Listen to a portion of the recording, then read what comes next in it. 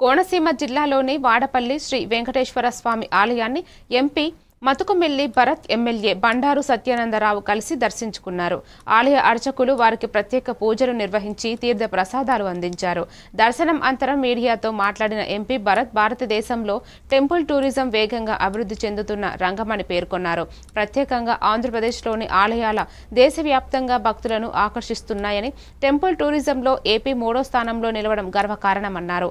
ఈ సందర్భంగా 1.16 కోట్ల వ్యయంతో నిర్మించనున్న షెడ్ను శంకుస్థాపన చేసి 108 అంబులెన్స్ సేవలను ప్రారంభించారు.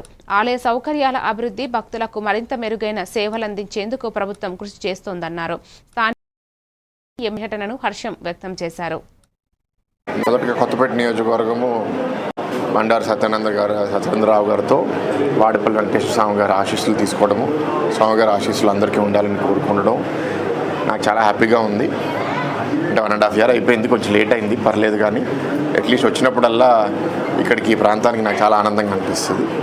టెంపుల్ కూడా ఇప్పుడు బాగా డెవలప్ అవ్వాలని కోరుకుంటున్నాను.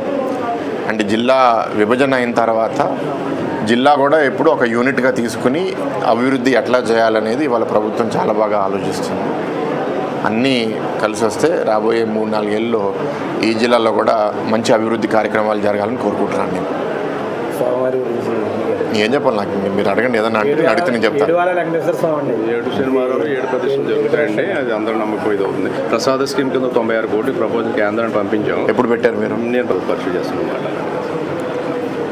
అంటే మీరు ఆంధ్రప్రదేశ్ ఒక పర్యాటక కేంద్రంగా మీరు చూస్తే ఇవాళ దేశవ్యాప్తంగా ఉన్న రాష్ట్రాల్లో 3వ స్థానంలో మనకి టూరిస్టులు వస్తున్నారు. దాంట్లో ఎక్కువ భాగం మంది రిలీజియస్ టూరిజం కోసం రావడము, ప్రధానంగా తిరుమల స్వామి గారిని చూడడానికి, శ్రీశైలము, సింహాచలము, ఇలా ప్రతి ప్రాంతంలో మనకి చాలా గొప్ప గొప్ప టెంపుల్స్ ఉన్నాయి. దాంట్లో భాగంగా ఇక్కడ వాడపల్లి వెంకటేశ్వర స్వామి గారి దగ్గర ఇందాక ఇప్పుడు సత్యనారాయణ గారు చెప్తున్నారు 96 కోట్లతో ప్రసాద స్కీమ్. అంటే కేంద్ర ప్రభుత్వము మన